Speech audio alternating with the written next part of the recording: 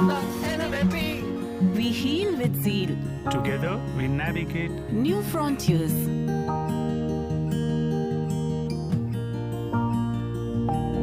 नमस्ते दोस्तों। पिछले कुछ महीनों में कोविड-19 महामारी की वजह से सारी दुनिया में मानसिक स्वास्थ्य समस्याओं में ऐतिहासिक बढ़ोतरी हुई है। बंद स्कूल कॉलेजेस, सामाजिक दूरी का पालन, आउटडोर खेलकूद पे मनाही, इन सब वजह से अपने बच्चों का मानसिक स्वास्थ्य पूरी तरह से प्रभावित हुआ है। ऑनलाइन पढ़ाई, परीक्षाओं का रद्द होना, इन सब वजह से उनका तनाव काफी बढ़ा है। ऐसे में उनके मानसिक स्वास्थ्य का ख्याल रखना बहुत ज्यादा जरूरी है। पिछले कुछ हफ्तों में किशोर आत्महत्या के कई मामले सामने आए हैं। इसलिए दोस्तों, मैं डॉक्टर कल्याणी पात्रा, बाल रोग चिकित्सक, इस मामले में आज आपसे बात करूंगी। आज इस वीडियो में हम जानेंगे किशोर आत्महत्या के कारण और उन्हें हम कैसे रोक सकते हैं।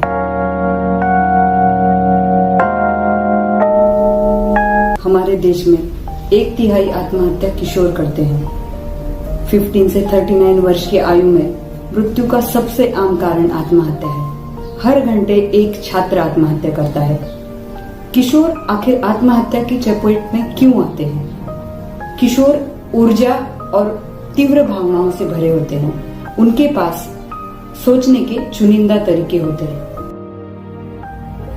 इस कारण वह प्रतिकूल परिस्थितियां संभालने में विफल होते हैं और ड्रग्स या आत्महत्या जैसी गतिविधियों का सहारा लेते हैं। किशोर आखिर आत्महत्या क्यों करते हैं? किशोर जीवन के सामान्य दबावों के अलावा कुछ परिस्थितियां होती है जो आत्महत्या को प्रवृत्त कर सकती है। ऐसी परिस्थितियां जो किशोरों के नियंत्रण से बाहर होती है। आइए देखिए आत्महत्या के कौन से रिस्क फैक्टर्स हैं। मानसिक स्वास्थ्य समस्या जैसे कि नैराश्य, बाइपोलर डिसऑर्डर, पिछली आत्महत्या का प्रयास, विफल रोमांटिक संबंध, नशे या शराब की लत, आर्थिक विवंचना, बिखरा हुआ परिवार, घरेलू हिंसा, खराब शैक्षणिक प्रदर्शन, साइबर हैरेसमेंट, प्रिय या निकट व्यक्ति का निधन। हमारे समाज में मानसिक स्वास्थ्य समस्याओं के प्रति जागरूकता की कमी है। लोग इन समस्याओं के लिए डॉक्टर या काउंसलर के पास जाने से हिचकिचाते हैं। क्या हम किसी की आत्महत्या करने की प्रवृत्ति के बारे में पहले से जान सकते हैं? जी हाँ, आत्महत्या करने से पहले यह बच्चे कुछ संकेत यानी कि वार्निंग साइंस देते हैं, जैसे कि परिवार और साथियों से दूरी बनाना, पहले आनंद देने वाली चीजों में रुचि न रहना, पढ़ाई में एकाग्रता न रहना, खेल कूद में रुचि न रहना, हमेशा उदास निराश रहना, खाने पीने की आदतों में बदलाव होना, नींद न आना या ज्यादा सोना, आक्रामक व्यवहार करना, नशे या ड्रग्स की लत लग जाना। लेकिन कभी कभी कुछ बच्चों में उदासीनता के लक्षण नहीं दिखाई देते। वह असामान्य सक्रियता और व्याकुलता दिखाने लगते हैं। उनमें आत्मसम्मान की कमी होती है। वह अपनी मौल्यवान चीजें दूसरों को देने लग जाते हैं।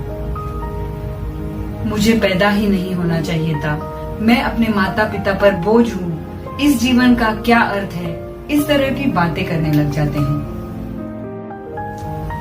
इस तरह के चेतावनी संकेत दिखाने वाले बच्चों से हमें किस तरह से व्यवहार करना है? उनके प्रति चिंता दिखाइए, उनसे सहानुभूति से बात कीजिए, उनकी परिस्थितियों के बारे में माता पिता को जानकारी दीजिए, जरूरत पड़ने पर डॉक्टर की मदद लीजिए। हमें क्या नहीं करना है?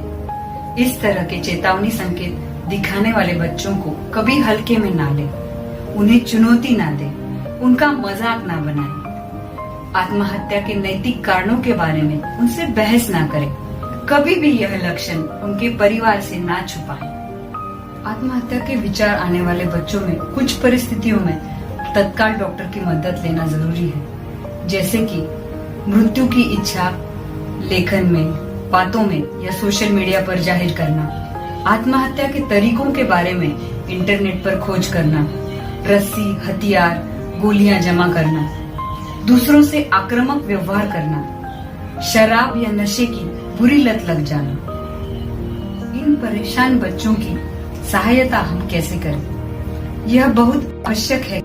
आत्महत्या के प्रयास या विचार को हम गंभीरता से लें और तुरंत सहायता प्राप्त करें। इस विषय में बच्चों से चर्चा करने से कभी न घबराएं, प्रत्यक्ष सवाल पूछें। किशोर आत्महत्या का सबसे सामान्य कारण डिप्रेशन काउंसलिंग और मेडिकल ट्रीटमेंट से ही ठीक हो सकता है, इसलिए मनोचिकित्सक की मदद लेना बहुत जरूरी है। अपने बच्चों से हमेशा जुड़े रहिए, हमेशा अपने बच्चों के संपर्क में रहिए, उन्हें प्यार कीजिए, उनका साथ दीजिए जब उन्हें आपकी सबसे ज्यादा जरूरत है।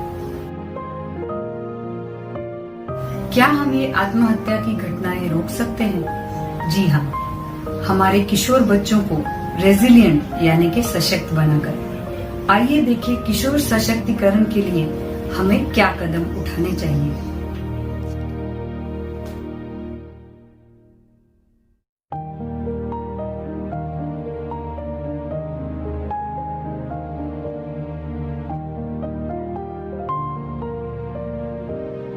माता पिता और शिक्षकों द्वारा हमें बचपन से ही बच्चों को लाइफ स्किल्स यानी कि जीवन कौशल शिक्षा देनी चाहिए। यह शिक्षा बच्चों को मानसिक रूप से सशक्त और जिम्मेदार बनाती है, जिससे बच्चे तान तनाव और कठिन परिस्थितियों का सही तरीके से सामना कर सके।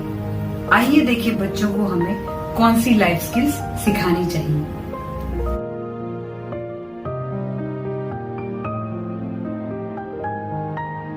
सेल्फ अवेयरनेस, आत्म जागरूकता, उन्हें अपनी पसंद नापसंद, ताकत कमजोरी जानने देना। डिसीजन मेकिंग, निर्णय क्षमता, समस्या को प्रभावी ढंग से हल करने के लिए सही निर्णय लेने की क्षमता। क्रिटिकल थिंकिंग, गहन सोच, वस्तुनिष्ठ और निष्पक्ष तरीके से समस्या का विश्लेषण करना। तनाव को झेलना, coping with stress. Handling emotions, भावनाओं को संभालना, अप्रिय भावनाओं को सकारात्मक तरीके से हैंडल करना। इफेक्टिव कम्युनिकेशन, प्रभावी संवाद, अपनी भावनाओं को प्रभावी ढंग से व्यक्त करना। नर्चरिंग रिलेशनशिप्स, आपसी संबंध संभालना बढ़ाना।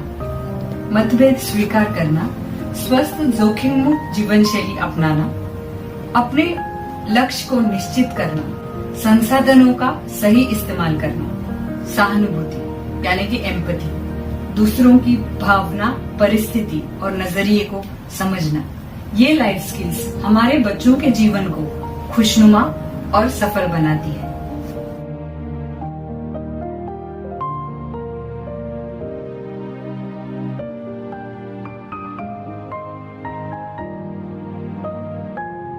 किशोर सशक्तिकरण का अगला महत्वपूर्ण कदम है रेजिलियंस। बच्चों को रेजिलिएंट यानी कि लचीला कैसे बनाएं?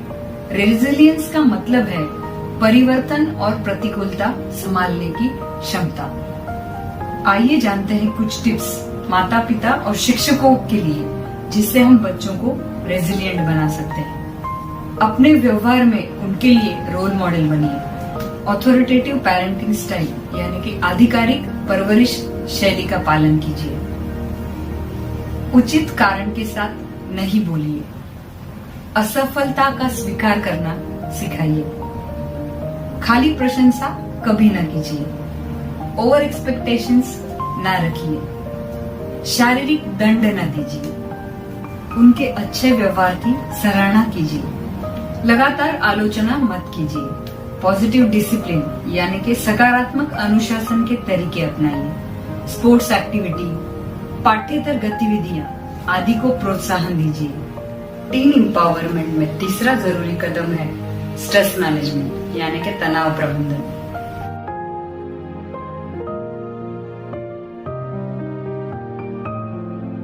मुश्किल परिस्थितियों में हमारा शरीर और मन जिस तरह से प्रतिक्रिया देता है उसे तनाव कहते हैं। तनाव दो तरह के होते हैं, सकारात्मक तनाव और नकारात्मक तनाव। सकारात्मक तनाव हमें सचेत रहता है और चुनौतियों से लड़ने के लिए प्रेरित करता है। नकारात्मक तनाव हमारी ऊर्जा ले जाता है और हमारा स्वास्थ्य खराब करता है। तनाव अंदरूनी वजह से या बाहरी परिस्थितियों से भी हो सकते हैं। आइए जानते हैं बच्चों का तनाव हम किस तरह से कम कर सकते हैं। तनाव के कारण जानिए और उन्हें कम करने की कोशिश कीजिए। टाइम मैनेजमेंट यानी समय प्रबंधन बच्चों को सिखाइए। बच्चों को सकारात्मक सोच रखना सिखाइए। उन्हें स्वस्थ आहार, नियमित व्यायाम, पर्याप्त नींद, इन चीजों का महत्व बताइए। अपनी प्रॉब्लम्स शेयर करने के लिए उनको प्रोत्साहित कीजिए। दोस्तों, आज के बच्चे मीडिया सेवी हैं और इस तथ्य से हम बिल्कुल इनकार नहीं कर सकते कि मीडिया हमारे जीवन का हिस्सा बन गया है और इसीलिए बच्चों को मीडिया का सही इस्तेमाल सिखाना बहुत जरूरी है। पेरेंट्स यह कर सकते हैं डिजिटल पेरेंटिंग स्किल्स का यूज करके। मीडिया के कई फायदे हैं और कई नुकसान भी।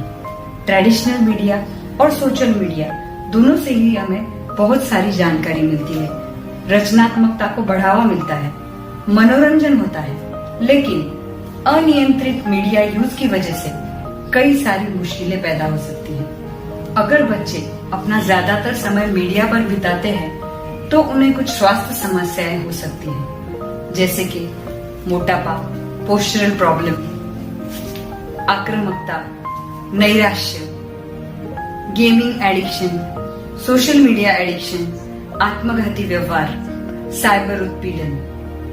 मीडिया का अति उपयोग बच्चों का शैक्षणिक प्रदर्शन खराब कर सकता है। घरों से दूर पढ़ाई के लिए रहने वाले बच्चों में साइबर हैरेसमेंट का रिस्क ज्यादा है। इसलिए आइए देखते हैं कौन सी डिजिटल पेरेंटिंग स्किल्स से हम बच्चों को मीडिया का सही इस्तेमाल सिखा सकते हैं। अपने बच्चों के साइबर सर्कल के बारे में जानकारी रखिए। उनकी सोशल मीडिया कंटेंट पर ध्यान दीजिए। उन्हें कुछ सिंपल सोशल मीडिया रूल्स सिखाइए, जैसे कि अपनी व्यक्तिगत जानकारी सोशल मीडिया पर कभी जाहिर ना करें। अजनबियों से चैट करने से बचें। सेव पासवर्ड बटन पर कभी क्लिक ना करें। सोशल मीडिया का बुद्धिमत्तापूर्वक वापर करें। साइबर हैरेसमेंट को तुरंत रिपोर्ट करें। अपने बच्चों से उनकी सोशल मीडिया गतिविधियों के बारे में हमेशा बात कीजिए। इसलिए WWW अप्रोच का इस्तेमाल कीजिए। हु वो ऑनलाइन किससे बात करते हैं। वेयर वो ऑनलाइन कहाँ जाते हैं। व्हाट वो ऑनलाइन क्या करते हैं। इस वीडियो का सारांश यह है दोस्तों, बच्चों को सहायक वातावरण प्रदान करें। उनके लिए हमेशा उपलब्ध रहे। खासकर प्रतिकूल परिस्थितियों में उनके साथ डटकर खड़े रहें। उनके प्रति सहानुभूति दिखाएं। उनसे बातचीत करें। चेतावनी संकेत को जल्दी पहचानें और बिना किसी हिचकिचाहट के पेशेवर की मदद लें। किशोर बच्चे हमारे देश का भविष्य है। उनका जीवन अमूल्य है। उन्हें संभालना और संवारना दोस्तों हमारी जिम्मेदारी है। दोस्तों, अगर आपको ये वीडियो पसंद आया है तो वीडियो को लाइक और शेयर करें और हमारे चैनल को जरूर सब्सक्राइब करें। Thank you.